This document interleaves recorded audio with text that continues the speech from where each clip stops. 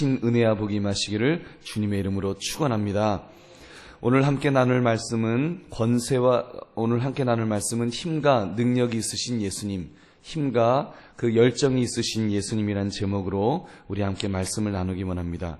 힘과 열정이 있으신 예수님. 여러분, 예수님은 하나님의 아들이시지만 높고 높은 하늘 보좌를 버리시고 인간의 몸을 입고 오신 분이십니다. 이것을 가리켜서 자기 비하라고 합니다. 즉 신적 능력을 제한하시고 인간으로 이 땅에서 제한된 그런 상태에서 사셨다는 말입니다. 예수님은 아기로 태어나셨기에 걸음마부터 시작하셨을 것이고 인간의 연약함을 모두 체험하신 그런 분이십니다. 그런데 그런 인간적인 그 예수님에도 불구하고 예수님이 사역하셨던 이 3년의 그 기간을 보면, 그 모습을 보면 참으로 그 놀라운 것 뿐입니다. 인간으로서 감당할 수 없는 기적으로부터 시작해서 그 하신 말씀의 그 권능이라든지 또는 하신 일들을 보면 얼마나 놀라운지요. 성경을 보면 제자들이 예수님과 3년을 함께 하였지만 그 예수님에 대해서 죄를 발견할 수 없었다. 예수님의 성품이라든지 예수님의 그 언행을 볼 때 그 죄를 발견할 수 없었느라고 이렇게 고백합니다. 베드로전서 2장 22절, 그는 죄를 범하지 아니하시고 그 입에 거짓도 없으시며. 여러분, 베드로 사도의 그런 그 증언 아닙니까? 어떻게 예수님은 이렇게 사실 수가 있으셨을까요? 풍랑을 만났을 때에도 예수님은 바다를 향해서 잠잠하라 꾸짖으시니까 그 바다가, 그 풍랑이 예수님의 말씀 앞에 순종하였습니다. 예수님은 물로 포도주를 만드시기도 하셨고 나병 환자를 비롯해서 죽은 나사로까지 살리셨던 그런 예수님의 권능도 우리가 보게 됩니다. 예수님의 그러한 권세가 도대체 어디에서 그렇게 나올 수가 있었을까요? 그리고 오늘 읽은 본문을 보면 예수님께서 성전에 들어가셨는데 그곳에서 제사에 쓸 가축을 파느라고 시장이 되어버린 그 성전의 장면을 이렇게 보게 됩니다. 그때 예수님께서 분노하셔서 그 상을 엎으시고 그들을 모두 쫓아내셨다고 성경 기록합니다. 그러면서 하신 말씀이 내 아버지의 집으로 장사하는 집을 만들지 말라 이렇게 꾸짖으셨습니다. 여러분, 이 장면에 대해서 제자들은 이렇게 평가합니다. 요한복음 2장 17절이죠. 주의 전을 사모하는 열심이 나를 삼키리라 한 것을 기억하더라. 주의 전을 사모하는 열심이 나를 삼키리라. 예수님의 그 모습 속에는 그 열심이 있었습니다. 그 열정이 있었습니다. 그리고 권능이 예수님에게 있으셨습니다. 여러분, 이렇게 예수님은 그 모습을 볼 때 남다른 그런 힘과 열정을 가지셨던 것을 우리가 보게 됩니다. 도대체 무엇이 예수님으로 하여금 그러한 열정과 또 그런 힘을 가지고 일할 수 있도록 하셨을까요? 우리가 세 가지로 좀 살피며 우리가 함께 은혜를 나눌 수 있기를 바랍니다. 첫째로 보면 예수님은 자신이 누구이신지를 아셨습니다. 세상 사람들이 자기의 맡은 일을 제대로 하지 못하는 이유는 자기가 누구인지를 모르기 때문이 아니겠습니까? 예를 들면 이렇게 경찰관으로 이렇게 임명이 되었는데, 경찰관이 되었는데, 여러분, 경찰관은 시민을 지키기 위해서 존재하는 사람이 아니겠습니까? 그래서 그에게 경찰의 제복과 그 힘을 부여해 준 것이 아니겠습니까? 그런데 자기가 그 경찰관이라는 신분을 망각하고 오히려 경찰관이 범죄에 연루되는 사람을 우리는 간혹 보게 됩니다. 그 사람은 자기가 경찰관이라는 사실을 잘 모르는 것입니다. 경찰관의 신분이 무엇인지를 모르는 사람이겠죠. 당장 여러분, 우리의 자녀들을 보십시오. 그들의 신분이 학생이라는 것을 안다면 공부를 하지 않을 수가 있겠습니까? 근데 문제는 아이들이 자기가 학생이라는 사실을 모릅니다. 학생이 뭔지를 몰라요. 학생은 그 배우는 사람 아니겠습니까? 근데 자신이 학생이라는 신분을 망각하고 그냥 놀이에 빠져가지고 이렇게 방황하는 우리의 아이들을 우리는 종종 보게 됩니다. 그런데 우리 예수님은 어떠하셨습니까? 우리는 지난번 누가복음 2장에서 예수님이 12살 되었을 때 그때 행적을 우리가 살펴보았습니다. 마리아와 아버지 요셉이 그 아들, 그 예수님을 잃어버렸을 때 그들은 당황했습니다. 사흘을 찾다가 예수님을 찾은 곳이 성전이었다고 성경은 기록합니다. 근데 그때 성전에서 예수님은 성경학자들과 성경에 대해서 담소를 나누면서 그렇게 있었습니다. 사람들이 깜짝 놀랐습니다. 어떻게 이 어린아이가 이렇게 성경의 깊은 지식을 가질 수가 있을까? 근데 아무튼 어머니 마리아가 왜 말도 없이 이렇게 우리를 떠났느냐고 예수님을 책망하려고 할 때 예수님 하셨던 말씀 여러분 기억하실 것입니다. 누가복음 2장 49절 예수께서 이르시되 어찌하여 나를 찾으셨나이까? 내가 내 아버지 집에 있어야 될 줄을 알지 못하셨나이까? 여러분, 예수님은 성전을 내 아버지의 집이라고 하셨다는 것은 이미 예수님은 자신이 하나님의 아들이라는 이 자의식을 가지고 계셨다는 것을 반증하는 것입니다. 여러분, 또 오늘 본문에서도 보면 예수님께서 분명히 말씀하시지요. 내 아버지의 집으로 장사하는 집을 만들지 말라. 예수님께서 분노하시면서 하신 말씀이 내 아버지의 집으로. 예수님은 성전을 향해서 내 아버지의 집이다. 분명히 말씀하고 계십니다. 즉 하나님의 아들이란 사실을 예수님은 알고 계셨다는 것입니다. 그 이후 공생의 사역 중에도 예수님은 제자들의 입을 통해서 예수님이 하나님의 아들이시란 사실을 증언하고 있습니다. 마태복음 16장 16절 말씀 우리 같이 읽겠습니다. 시작. 시몬 베드로가 대답하여 이르되 주는 그리스도시요 살아계신 하나님의 아들이시니이다. 아멘. 베드로가 이 대답을 어떻게 했겠습니까? 베드로가 이 대답을 하기까지 베드로는 예수님의 모습 속에서 저분이 하나님의 아들이시구나. 저분이 참으로 그 하나님의 아들이란 사실을 그는 누구보다도 확인을 하였을 것입니다. 그리고 성부 하나님 역시도 예수님이 하나님의 아들이심을 여러 번 확증해 주셨습니다. 세례를 받으셨을 때 처음 이제 공생의 사역을 시작하기 전 세례를 받으셨을 때 누가복음 3장 22절은 이렇게 고백합니다. 성령이 비둘기 같은 형체로 그의 위에 강림하시더니 하늘로부터 소리가 나기를 너는 내 사랑하는 아들이라 내가 너를 기뻐하노라 하시니라. 아멘. 너는 내 사랑하는 아들이라. 분명히 하나님께서 그렇게 선포하셨습니다. 또 변화산에서 예수님이 완전히 변화된 모습을 변형체의 모습으로 보이셨을 때 그때 하늘로부터 이런 소리가 나왔습니다. 누가복음 9장 35절 구름 속에서 소리가 나서 이르되 이는 나의 아들 곧 택함을 받은 자니 너희는 그의 말을 들으라 하고 아멘. 이는 나의 아들이라. 나의 아들이라고 분명히 말씀하셨습니다. 사랑하는 성도들이여, 예수님께서 자신이 하나님의 아들이심을 분명히 아셨고 그렇게 아셨기 때문에 여러분 아들답게 예수님은 사시지 않으셨겠습니까? 물론 예수님이 하나님의 아들이시니까 그렇지만 적어도 그 공생의 기간 동안에 예수님의 그 자의식 속에 나는 분명히 하나님의 아들이다. 비록 하나님으로서의 그 능력을 지금 제한하고 계시지만 예수님은 분명히 아셨습니다.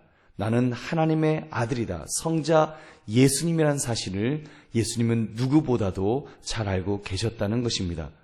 여러분, 그렇기 때문에 예수님은 그 풍랑 속에서도 마음 편안하게 주무실 수 있었고 또 풍랑이 몰아치는 것을 향해서 풍랑아 바다야 잔잔하라고 예수님은 꾸짖을 수 있으신 줄로 믿습니다. 그때 그 권위 앞에 자연도 무릎을 꿇었던 것입니다. 여러분, 그렇다면 우리 예수님을 닮아가는 우리도 예수님처럼 살아가야 되지 않겠습니까? 물론 우리가 하나님의 아들인 것은 아닙니다. 우리는 사실 하나님의 아들이 아니에요. 우리는 그냥 피조물이지 우리가 하나님의 아들은 아니었지요. 그러나 분명한 사실은 우리는 하나님의 자녀가 된 줄로 믿습니다. 우리는 하나님의 자녀가 되었습니다. 그래서 우리는 하나님을 향해서 아버지라고 부를 수 있는 그 권세를 우리도 받게 된 것입니다. 로마서 8장 15절부터 17절 말씀 우리 같이 읽겠습니다. 시작. 너희는 다시 무서워하는 종의 영을 받지 아니하고 양자의 영을 받았으므로 우리가 아버지라고 부르시느니라. 성령이 친히 우리의 영과 더불어 우리가 하나님의 자녀인 것을 증언하시나니 자녀이면 또한 상속자, 곧 하나님의 상속자요 그리스도와 함께한 상속자니 우리가 그와 함께 영광을 받기 위하여 고난도 함께 받아야 할 것이니라. 아멘. 여러분, 정말 내가 하나님의 자녀라고 하는 이 자의식이 분명히 있으시기를 주님의 이름으로 축원합니다. 내가 누구인가라는 이 분명한 자의식이 있어야 됩니다. 나는 하나님의 자녀이다. 그리고 오늘 이 하신 것처럼 성령께서 내가 하나님의 자녀인 것을 증언하여 주셨다. 이 분명한 확신이 있어야 됩니다. 그리고 자녀이면 곧 상속자라 그랬습니다. 하나님의 상속자라 그랬습니다. 그렇다면 우리가 그 의식을 가지고 내가 정말 하나님의 자녀라고 하는 이 모습을 가지고 살아가야 되지 않겠습니까? 여러분, 이 자녀라고 하면서 혹시 나의 모습 속에 자녀답지 않은 모습은 없었는지요? 나의 말투가 자녀답지 않은 모습은 없었습니까? 여러분, 자녀라고 하면서 하나님의 자녀, 나는 하나님의 상속자라고 말은 하면서 입에서 나오는 거는 망한다는 소리가, 죽겠다는 소리가 너무너무 많이 나오는 거예요. 툭하면 죽겠다 그러고 툭하면 나는 망한다 그러고, 만약에 우리가 그런 말투를 쓰고 있다면 여러분, 정말로 내가 자녀라고 하는 이 자의식을 제대로 가지고 있는 사람이겠습니까? 자녀라고 한다면 그 행동하는 것이 자녀다운 행동을 해야 되지 않겠습니까? 자녀라고 하면서 염려 속에 사로잡혀 있다면 무엇을 먹을까, 무엇을 마실까, 무엇을 입을까 이런 것에 그냥 꽉 붙들려 있다면 여러분, 그게 무슨 자녀입니까? 고아도 세상에 그런 고아가 없지요. 여러분, 왜 내 삶에 하나님의 자녀의 권세도, 여러분 정말 그런 힘도, 그런 능력도 없는 것일까요? 또 그런 열심도 없는 것일까요? 여러분, 우리 다시 한번 힘을 내야 됩니다. 내가 누구인가? 내가 참으로 하나님의 자녀라고 하는 이 분명한 자의식 우리 가져야 됩니다. 이 자의식을 가지시기를 주님의 이름으로 축원합니다. 두 번째, 예수님은 자신이 어디서 와서 어디로 가는지를 아셨습니다. 예수님이 하나님의 아들이라는 의식을 가진 것은 논리적인 것이 아닙니다.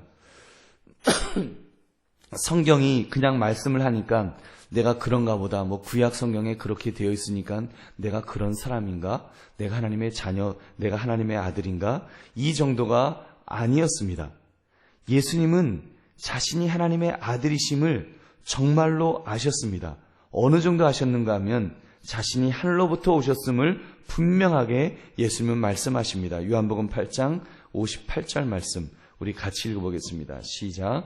예수께서 이르시되 진실로 진실로 너희에게 이르노니 아브라함이 나기 전부터 내가 있느니라 하시니. 아멘.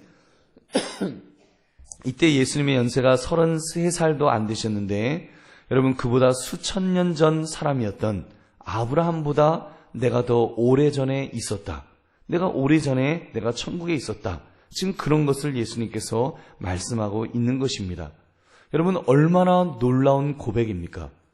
당연히 예수님이니까, 당연히 하나님의 아들이시니까 이렇게 말씀하시는 것이겠죠.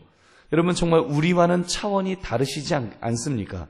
또한 요한복음 17장 5절 말씀도 우리 한번 같이 읽겠습니다. 시작. 아버지여, 아버지와 함께 가졌던 영화로서 지금도 아버지와 함께 나를 영화롭게 하옵소서. 아멘. 예수님은 자신이 천국에서 얼마나 영화롭게 계셨는지, 그 영화로웠던 예수님의 모습을 예수님은 이렇게 분명하게 고백하고 계십니다. 그리고 그 예수님은 어디로 가실지를 아셨습니다. 요한복음 14장 2절부터 3절 말씀도 우리 같이 읽겠습니다. 시작. 내 아버지 집에 거할 것이 많도다. 그렇지 않으면 너희에게 일렀으리라. 내가 너희를 위하여 거처를 예비하러 가노니 가서 너희를 위하여 거처를 예비하면 내가 다시 와서 너희를 내게로 영접하여 나 있는 곳에 너희도 있게 하리라. 아멘. 예수님은 이제 승천하시면 내가 아버지의 집에 내가 돌아갈 것이다. 그곳에 너희들을 위한 집의 거처를 예비하러 가노라. 그리고 이제 보혜사 성령님을 보내시겠다는 말씀, 그리고 그런 말씀까지 이제 모두 하셨습니다. 어디에서 와서 어디로 가야 할지를 예수님은 분명히 아셨다는 것입니다. 그렇기 때문에 여러분, 예수님이 하시는 모든 행동들, 또 예수님이 하시는 모든 말씀들은 다를 수밖에 없습니다. 세상 사람들은 이 땅의 것을 연연하고 이 땅의 것을 최고로 여기고 사탄조차도, 그 마귀조차도 예수님을 이 땅의 것을 가지고 유혹하고 넘어뜨리려고 했지만 예수님은 그런 것에 넘어지지 않으셨습니다. 왜냐하면 예수님은 어디에서 왔고 어디로 가야 할지를 분명히 아셨기 때문입니다. 내가 천국에서 와서 내가 천국으로 가야 될 것을 예수님은 아시는데 여러분, 세상의 것으로 유혹한다고 넘어가겠습니까? 여러분, 마귀가 처음 예수님을 유혹했던 것, 그 시험했던 것 기억하지 않습니까? 세상 만물을 보여주면서 이 세상의 모든 것들을 너가 나에게 절하면 다 주리라. 그렇게 유혹하고 시험한 적 있지 않으셨습니까? 여러분, 그럴 때 예수님 그 시험에 넘어가지 않으셨습니다. 왜냐하면 예수님이 어디에 속해 있는지, 어디로 가야 될 분이신지를 분명하게 아셨기 때문인 줄로 믿습니다. 여러분, 구체적으로 그곳에 살기 위한 그것을 예수님은 아셨기 때문에 그렇게 사셨다면 우리도 그런 모습이 있어야 되지 않을런지요. 여러분, 우리도 예수님처럼 산다고 한다면 우리가 어디에서 와서 어디로 가야 될지를 우리는 분명히 알아야 될 줄로 믿습니다. 우리는 하나님이 만드신 자입니다. 우리는 하나님으로부터 왔기 때문에 우리는 하나님에게로 돌아가야 되는 자입니다. 우리는 천국으로 가야 될 자인 줄로 믿습니다. 그러므로 우리는 하늘에 속한 자라고 하는, 하늘에 속한 사람이라고 하는 이 분명한 자의식이 우리에게 있어야 됩니다. 그렇다면 우리가 세상을 바라보는 우리의 시각이 달라져야 되겠지요. 세상의 것이 우리의 최고의 가치가 아니라는 것입니다. 우리는 하늘에 속한 자답게 참으로 그렇게 살아갈 수 있는 그런 그 담대함이 있어야 될 줄로 믿습니다. 그러면 우리는 어디에서 와서 어디로 가야 될지를 분명히 알며 살아가시기를 주님의 이름으로 축원합니다. 마지막 세 번째, 예수님은 오신 목적이 무엇인지를 아셨습니다. 자기가 누구인지, 자기가 어디에 속해 있는지를 알면서도 막상 자신의 존재 목적이 무엇인지를 잃어버릴 수가 있습니다. 내가 이 땅에 왜 왔지?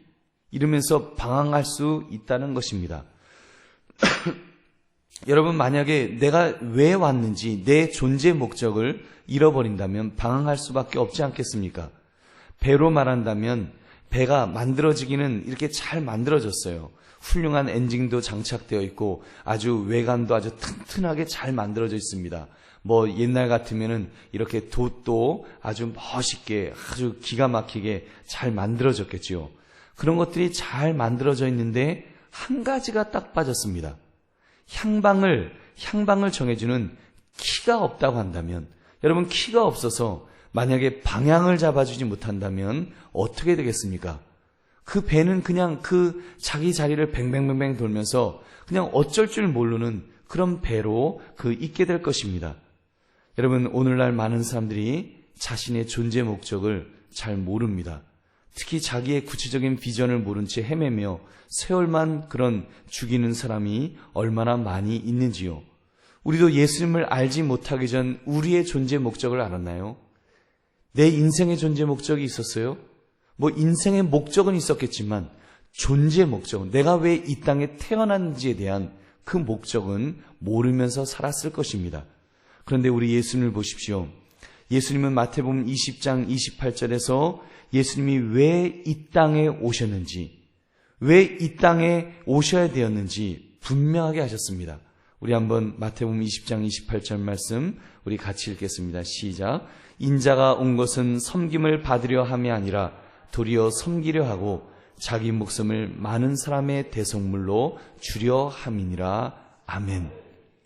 여러분, 예수님의 존재 목적, 왜 예수님이 인자가 온 것은 섬김을 받으려 함이 아니라 도리어 섬기려 하고라고 했을까요? 예수님은 높고 높은 보좌 위에 계신 분이시니까, 하나님의 아들이시니까 당연히 섬김을 받으셔야 될 분이시죠. 근데 예수님은 아셨습니다. 많은 사람의 대속물로 주려 함이라, 많은 사람들의 대속물로, 십자가에서 제물로 죽으실 것을 아셨기 때문에 나는 섬김을 받으려 한 것이 아니라 섬기기 위하여 이 땅에 왔다. 그리고 나는 대성물로 왔다라는 것을 예수님은 분명하게 말씀할 수가 있었던 것입니다.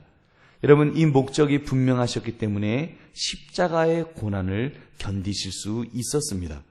제자 가룟 유다가 배신을 하셨을 때 얼마나 힘드셨을까요? 제자들이 두려움에 뿔뿔이 흩어지고 베드로가 예수님을 부인하셨을 때 예수님의 마음이 얼마나 아프셨겠습니까?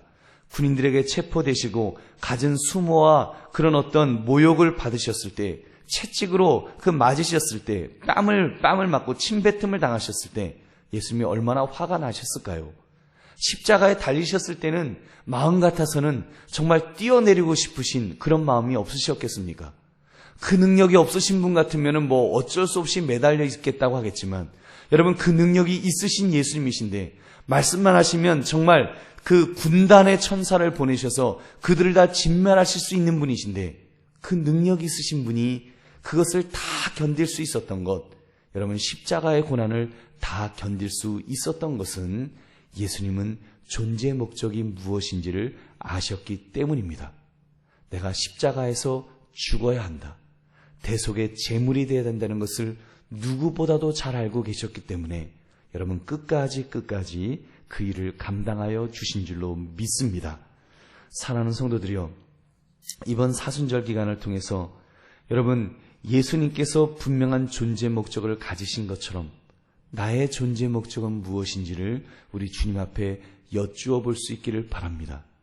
주님은 우리를 향해서 말씀하시기를, 가서 너희가 그 제자를 삼으라, 모든 민족을 제자로 삼으라고 하면서 예수님께서 우리에게 이 땅에서의 존재 목적을 우리에게 주셨습니다. 여러분, 생각해 보십시오. 우리가 하나님의 자녀이고, 또 내가 하나님의 자녀로서 우리가 가야 될 것이 천국이고, 천국이 만약에 우리의 그 마지막 우리의 최고의 존재 목적이라면, 우리가 이 땅에 써야 될 사명이 없다면, 예수님은 우리가 예수님을 제일 잘 믿었던 바로 그 순간에 우리를 이미 불러 가셨을 것입니다. 우리는 하나님의 자녀입니다. 그리고 우리가 가야 될 것은 천국입니다. 그러나 주님께서 지금까지 우리를 불러가지 않으신 이유가 분명히 있으실 것입니다. 그것이 지금 이 땅에서의 우리의 존재 목적이 아니겠느냐는 말입니다. 여러분, 그 존재 목적, 여러분 주님 앞에 여쭈어 볼 수 있기를 바랍니다. 주님은 모든 민족을 제자로 삼으라고 말씀하셨는데, 나는 지금 그런 마음이 내 마음속에 있는지요? 내 인생에서 정말 내가 무엇을 해야 되는지 분명한 답을 얻을 수 있기를 바랍니다. 우리가 그 예수님을 증언하는 증인이 되어야 되지 않겠습니까? 우리가 주님을 증거하며 예수님을 다른 사람에게 전하는 그 일을 감당해야 되지 않겠습니까? 여러분, 내가 전도하는 일에 내 인생이 쓰임받아야 되지 않겠습니까? 우리 한강교회가 땅끝까지 복음을 증거하는데 우리 한강교회가 잘 쓰임을 받아야 되지 않겠습니까? 여러분, 그런 일에 내가 쓰임받고 있는지, 내가 쓰임받기를 원하는지, 내가 그 일을 존재 목적으로 알고 살고 있는지 내 자신에게 질문해 보자는 것입니다. 내가 정말로 그 존재 목적이 분명하다면, 여러분, 나와 가장 가까이 있는 배우자에게 내가 어떤 모습으로 살아가야 될까요? 그가 만약에 믿음이 없는 사람이라면, 그가 믿음이 어린 사람이라면 그를 위해서 내가 살아가야 되는 그 모습이 어떠해야 되겠냐는 것입니다.